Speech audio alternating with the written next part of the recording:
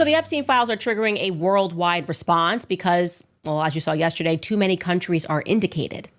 I'm talking in just yesterday's episode, we already covered Ukraine, Iran, Lebanon, the United States, France, Russia, and we are barely even scratching the surface, my friends. In fact, I didn't even mention yesterday that the country Liechtenstein, a tiny little dot in Europe, that was the country that Robert Maxwell was laundering his money through. So like when he was robbing the pensions, it was going through Liechtenstein and then to Israel. Everybody is involved in this. We're going to get into North Africa. And I should ask the question, where are my fellow weaklings at? Because that's what Trump called us yesterday, right? He also, during a press conference, said that we were stupid for still caring about the Epstein files. So I think now we're arriving at the important question here, which is, who is Trump protecting? Because he's clearly protecting someone. Is it himself? Is it someone in his family? We should explore that as we continue to notice patterns. Hi guys, and welcome to the Traore Army. I think now we have officially changed from Black Consciousness Movement channel to the Traore Army, temporarily to just because we want to create awareness so that they don't assassinate this wonderful, amazing president that obviously all of us know that he's changing the narrative. We should take a listen, by the way, where President Trump yesterday explaining to the press who were asking him questions about the Epstein files. He then said this regarding the quote unquote hoax. Take a listen. I know you want to move past all this intrigue over the Epstein files, but I do want to ask you to clarify something you said this morning. You said this was all a hoax. Has your attorney It's a big hoax. told you this was a hoax? What evidence? No, it's not the Attorney General. No, I know it's a hoax. It's started by Democrats. It's been run by the Democrats for 4 years. You had Christopher Wray and these characters and Comey before him. And it's a bad group. It started, actually, look at the Steele dossier. That turned out to be a total hoax. The 51 agents, the intelligence, so-called intelligence agents, it was a hoax. It's all been a big hoax. It's perpetrated by the Democrats. And some stupid Republicans and foolish Republicans fall into the net. And so they try and do the Democrats' work. Look, I'm happy to be stupid. I'm happy to be foolish. I was very happy to be a person in the basket of the deplorables. The ad hominem stuff doesn't mean anything to me, especially when it comes to a ring that involves harming children. Okay, I just think that this is so ridiculous to try to divide people and make it seem like it's a fight between the left and the right. It's not that. We are, in fact, not stupid, but we're happy to have you call those names. And when I hear him say that, it just inspires me more to look into this. I really think that nothing should commit us further to wanting to unpack the Epstein story than the amount of gaslighting that is currently taking place. And I want to make sure that we very early on establish some threads and some trends that you will see as we begin to weave this web, okay? Here are the indicators thus far.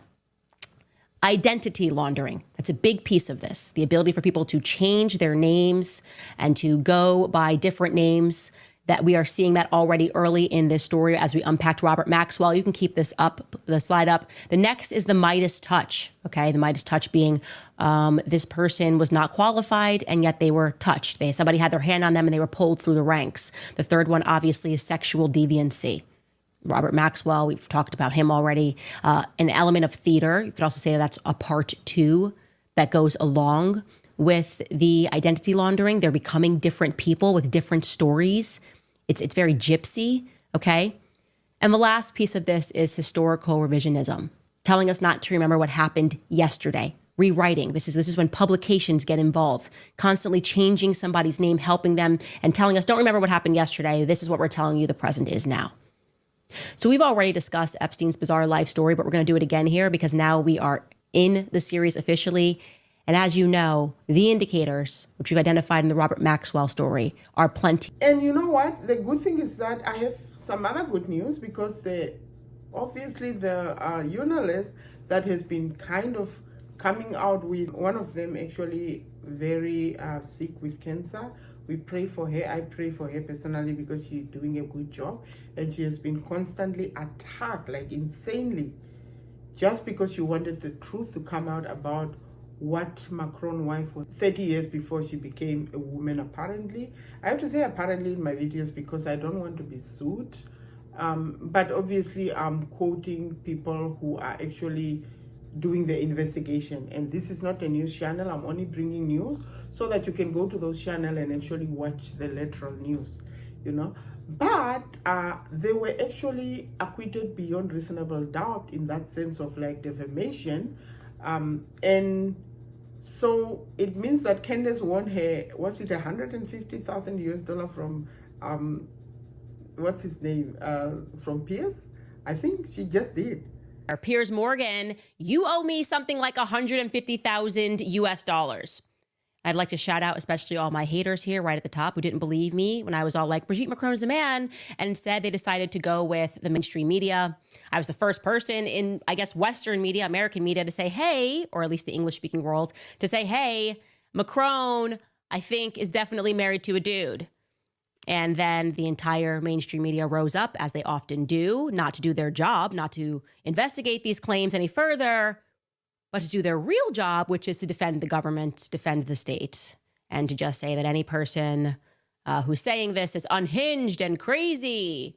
And there's just no way that that's true. There's no way that this 40-year-old, quote unquote, woman who happens to look a lot like a dude in a dress, is given Mrs. Doubtfire over here, and who also happens to have fallen in love with a 14-year-old.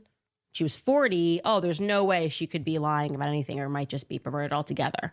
Anyways, what has happened today is that the judges that were sitting at the Paris Appeal Court on Thursday ruled that Amandine Roy, that is the 53-year-old clairvoyant, and Natasha Ray, and she has been absolutely fantastic. She's a 49-year-old journalist, blogger, and researcher that teamed up and first and foremost put Xavier Poussard onto this story when he was having trouble even finding basic facts about Brigitte. And she said, yeah, that's because Brigitte was born Jean-Michel Tragneau. And so now the court has ruled that they had every legal right to make those allegations. But honestly speaking, things are going on right now to a level of like, I don't know what I can say, to be quite honest. And then we have, I don't know whether I mentioned at the beginning, but Tucker Carlson, you know Tucker Carlson, very well known for interviewing the most. They actually regard his interviews as very controversial, because I think obviously anything controversial, you know that there's some truth there. So what happened, Tucker Carlson interviewed the president of Iran, because this is the thing, there's your side, this the other person's side, and the truth. And I don't understand why the divided states never want to hear the other side of the story. Is it because their own story is not the truth, or what's going on? Because if you know that this person is doing something wrong, as they have been saying that Iran wants to create nuclear weapons and all that, why can you hear their side of the story? And Tucker Carlson is very good at doing that, because I think you remember the interview that he had with Putin and how that went viral kind of. And now he actually interviewed the president of Iran, and I'm gonna I'm gonna allow you to watch the interview yourself. I'm obviously gonna have like a little abstract of that, not the whole interview, and you're gonna listen to what you are getting. Like, honestly speaking, what's going on? President, thank you very much for doing this. There is a pause, or seems to be a pause, in the war between the United States and Iran. How do you think this will end? How would you like to see it end? We did not start this war, and we do not want this war to continue in any way.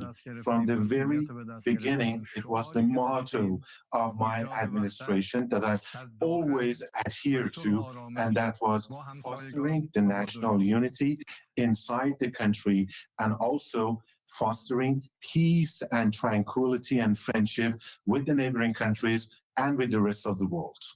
The American President Donald Trump has said that the United States bombed your enrichment facilities because the government of Iran refused to give up its nuclear program, and that there can be no peace until Iran does give up that nuclear program.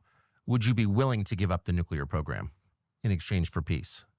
I would like to tell you what has happened, and it was Netanyahu since 1984 has created this false mentality that Iran seeks a nuclear bomb, and it has insinuated that Iran is trying to develop a nuclear bomb in the past, and it has put it in the minds of every US president since then, and to make them believe that we would like to have a nuclear bomb. But the truth is that we have never been after developing a nuclear bomb, not in the past, not presently, or in the future, because this is wrong, and this is in contrast to the religious decree or the fatwa,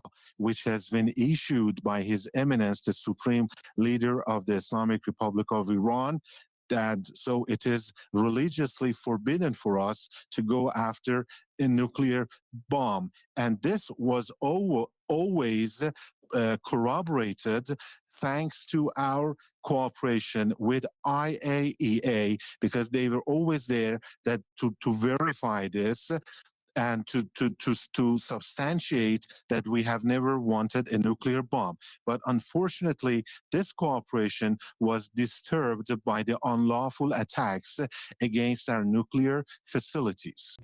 So guys, I don't know, like, honestly speaking, for the sake of Ibrahim Traore and the survival of Africa as a continent, not only Traore, but also the president of Mali and Niger and so on. And also the awareness that needs to be created in Cameroon for Paul Biya to step down, and even Ouattara in Ivory Coast. I feel like this chaos is good. Like, this chaos for now is good, because Trump and Macron has to focus on their own mess. Brigitte Macron, just want to show you this before I get to some of your comments here, has manned up once again. She and her husband were very awkward. They are landing in the UK. They just landed in the UK, and they're meeting with the royals because that's what people do. I don't know why this is a thing. And they're just trying to keep it together. And they're obviously not doing well right now. And once again, coming off of a plane, Emmanuel Macron tries to reach out and grab Brigitte's very large hand and is unable to do that because Brigitte just refuses it. And so the press is going, my goodness, what is going on in this relationship? The relationship is over, okay? You don't get on a plane and go to the President of the United States and beg for him to shut up Candace Owens because your relationship is going well and swimmingly, okay? Because you're terrified. People are getting closer and closer to revealing the truth about how sick this society is. Solve your own mess in your own country. Stop wanting to solve people that don't have problems, people that are not complaining. The Burkina people are not complaining. They love their leader. Why are you on their case? So now that you have your own problem, solve it. And I'm so here for it, to be quite honest. So without wasting any time, please do subscribe, like, comment, and push that notification button so that we can be notified of whatever videos we have and so on. For now, from me, Jehovah, take care, bye.